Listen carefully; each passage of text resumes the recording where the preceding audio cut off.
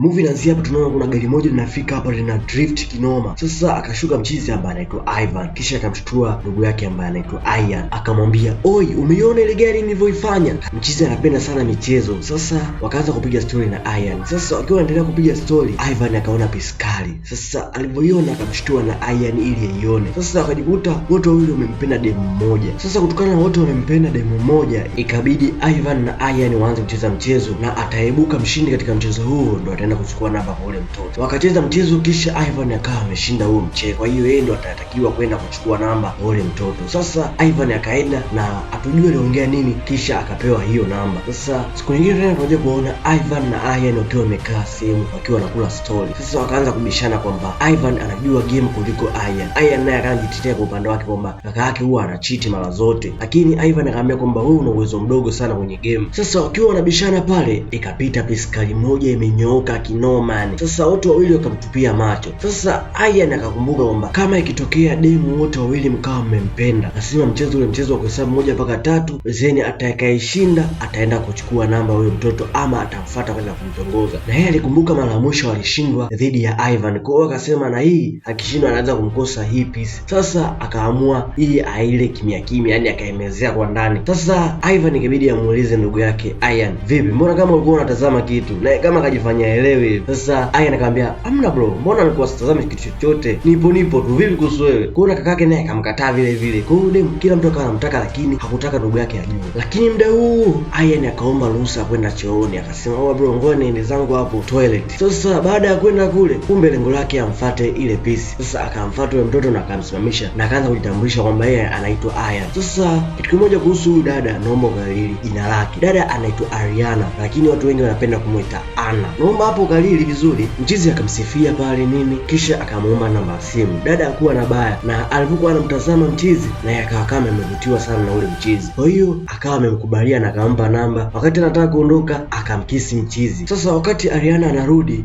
Ivan naye akamuona, naye akasema siwezi kubali, ngoja udemu nimfukuzie. Sasa Ivan akamsimamisha, kisha akaanza kumsalimia, then akaanza kujitambulisha kwamba anaitwa Ivan. Sasa dada naye ajitambulisha kwamba anaitwa Ariana, lakini watu wanapenda kumuita Ari. Kule kwa Ian alisema anapenda aitwe Anna. Ivan ilibidi amuombe namba, na bidada naye hakuwa na baya kama kawaida, akampa namba kisha akaondoka, kwa sababu ilikuwa inaonekana kwamba sasa hivi alikuwa na haraka sana. Vipi, kabla tujaendelea, tayari ushabonyeza neno subscribe? Na kama bado, bonyeza neno subscribe lililo chini ya video hii. Pia usisahau ku like video hii na ku comment kwenye comment section. Mimi ni storyteller wako, niite Imalone na hii ni Verox Stories. Sasa majira usiku tunamuona Ian akiwa yupo kitandani na akawa anamuwaza Ariana. Sasa akikumbuka na lile busu, ndio mwambie kitu, dunia yote iko chini yake. Sasa asubuhi Ivan na Ian wamezoea wote kuamka asubuhi na wanachukua magari yao wanaenda kufanya mazoezi wote kwa pamoja, lakini leo Ian anaamka anashangaa leo kaachwa. Ivan kaamka asubuhi na mapema sana, kisha akaenda kwa Ariana na akaenda kumtoa out, wameenda kutazama movie cinema. Sasa Ian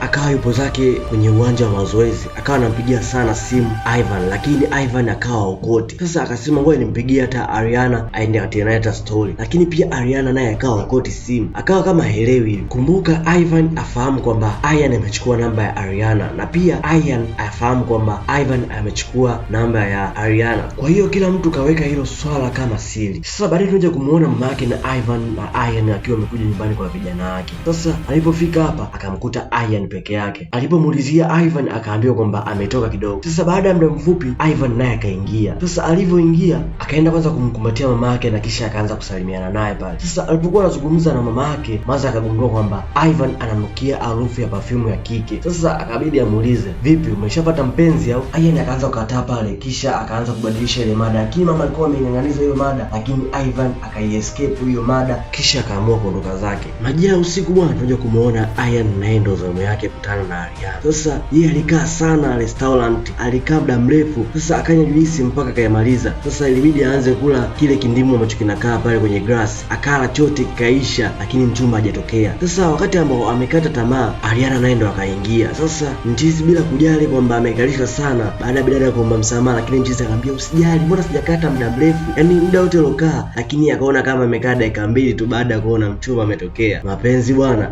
mapenzi shikamoo. Sasa wakaanza kula story. Sasa walipokuwa wanakula story, Ian akamuuliza Ariana kama ana mpenzi, ila Ariana akakataa, akasema kwamba hana mpenzi, wakati sisi tunafahamu kwamba yeye ana date na Ivan, kaka yake na Ian, ila huyu dada bwana anataka ndugu wauane. Kibaya zaidi wote wamependa kweli, yani hakuna mtu ambaye amepanga kumchezea Ariana, wote wamependa kweli kweli. Sasa baada ya kupiga stori nyingi za kujuana, tunamwona Ian akiwa amemrudisha Ariana nyumbani. Wakafika mpaka kwenye apartment ambazo anakaa Ariana. Sasa alipofika pale wakaanza kuagana na Ariana akamkiss Ian. Sasa hii inakuwa mara ya pili. Inaonekana kwamba Ariana amevutiwa zaidi na Ian kwa sababu anamkiss mara ya pili, tofauti na kwa Ivan. Ivan hatujaona hata mara moja akiwa anapewa hata kiss. Baada ya dada kuingia katika chumba chake, Ian aliweza kufurahi kinoma, akasema sasa hii nimeshinda bingo. Sasa baadaye tuje kumuona Ivan naye ndo amekumbukwa sasa. Jamaa akauliza vipi, mbona nilikuwa nakupigia lakini hupatikana? Lakini dada akasema kwamba alikuwa yuko busy na kazi. Sasa jamaa kujali wala nini, yani akaona kila kitu ni sawa tu, kwa sababu kwa kuwa mchizi kashapenda kweli, kwa hiyo kila kitu kwake ni sawa. Sasa akawa anakula story na Ariana. Sasa katika kula story, Ariana akasema kwamba kesho anahitaji kwenda kazini asubuhi na mapema sana. Sasa mchizi akamwambia kwamba ampe address na amwambie muda gani ambao anataka kupelekwa, lakini dada akasema kwamba ni asubuhi sana. Sasa mchizi akamwambia kwamba hata iwe saa ngapi wewe niambie na unitajie address, nitakuja kukufuata kwa sababu nina gari ya sporting.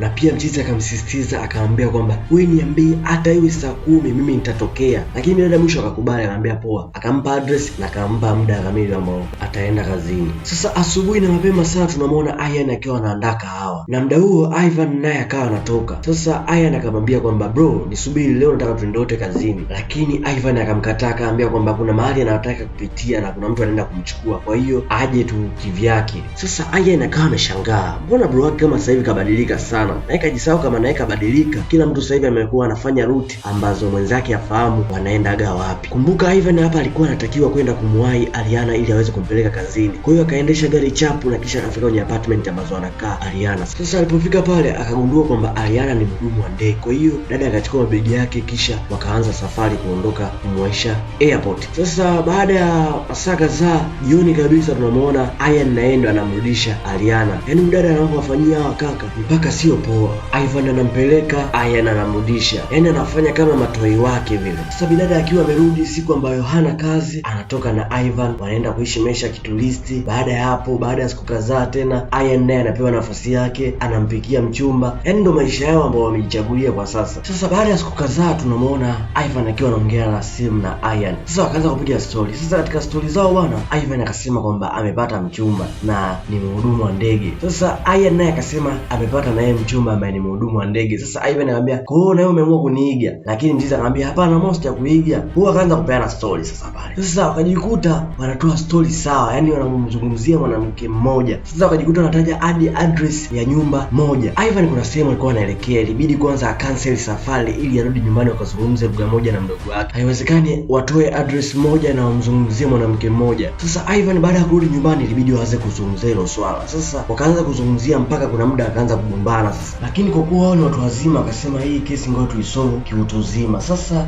Ian na Ivan wakaanza kujadiliana. Sasa Ivan baada ya kuona kaka yake anampenda sana yule pisi, na yeye pia naye anampenda hivyo hivyo, lakini akasema kwa tunimwachie kaka yangu. Kwa hiyo akajitoa kwenye hiyo kesi. Kwa hiyo akasema huyo demu anamwachia kaka yake. Pia kaka yake naye akasema kwa kuwa wewe ni mdogo wangu naamua kukuachia wewe. Sasa akajikuta kila mtu anaamua kumwachia mwenzie. Kwa hiyo bado hajapata mwafaka. Lakini muda huo Maza anawatazama tu. Kwa hiyo alikuwa anasikiliza hiyo kesi mwanzo mwisho. Kwa hiyo Maza akaamua akasema kila mmoja aende kwa huyo mchumba kisha akamkataa. Yaani anamaanisha wakavunja mahusiano yao. Sasa hiyo kazi akaianza Ivan mkubwa. Sasa akafika mpaka restaurant, akawa yeye wa kwanza kufika kabla ya Ariana. Sasa alipofika pale akaanza kufanya practice za kumkataa mchumba. Sasa akasema utatazama usoni kisha tabia mimi na wewe basi. Hiyo yote bwana ni dalili ya uoga. Sasa anaonekana kwamba ashaanza kuogopa. Sasa muda huo bwana Ariana naye akaingia, akafika mapema sana. Sasa alipofika pale mchizi akamkumbatia. Sasa ile kumkumbatia ndo kama amemaliza kila kitu. Sasa bidada akaanza kuona kama mchizi yuko sawa. Jamaa akiulizwa anasema yuko sawa na kilichompeleka anashindwa kusema. Sasa katika kuongea mchizi baada ya kusema kilichompeleka kwamba amkatae, yeye ndo akamtongoza zaidi, kwa akamwambia mimi nataka naye tufike mbali. Kwa akaanza kumwambia maneno mazuri badala ya kumkataa. Na mpaka hapo inaonekana kwamba mchizi tayari kashashindwa kazi. Sasa ilipofika zamu ya Ian bwana, naye akaenda magetoni kwa Ariana. Sasa alipofika pale naye akajiambia maneno kama alijiambia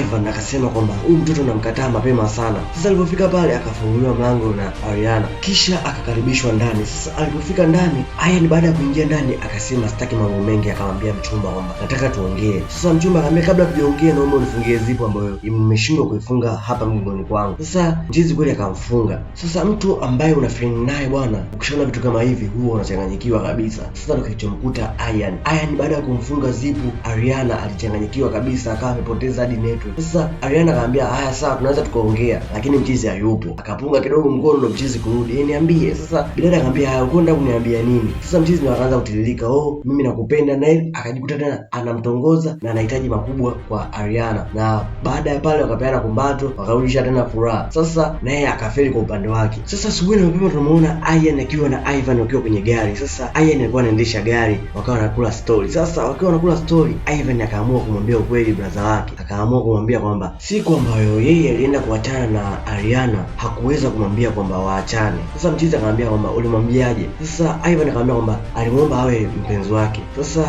Ian akamuuliza, je, alikubali? Ivan akasema alikubali. Sasa Ian baada ya kusikia kwamba Ariana alikubali, alishika breki kwa sababu hata yeye pia alimuomba awe mpenzi wake, pia Ariana alikubali hivyo hivyo. Sasa akashangaa, huyu dada anataka kuauane au vipi? Sasa wakapanga mpango wamwite Ariana kisha watokee wote wawili. Sasa tunaje kumuona Ian akiwa ametulia kwenye kiti. Sasa Ariana naye akawa amefika, ijapokuwa kama kawaida yake amechelewa tena. Sasa alipofika pale akawa anajaribu kumkumbatia Ian, lakini Ian kaweka wambuzi. Sasa akiwa anajaribu kuomba msamaha pale akatokea Ivan. Sasa wakaanza kumuuliza maswali ya Ariana, alikuwa na lengo gani na wao? Alikuwa anataka wagombane, wauane au wafanyane kitu kibaya? Lakini Ariana kila akitaka kuelezea wakawa wanamzuia. Inaonekana kwamba Ariana ana kitu ambacho anaweza kuwaambia na wakamuelewa, lakini wao walikuwa wamekasirika sana, kwa hiyo wakawa wamsikilizi.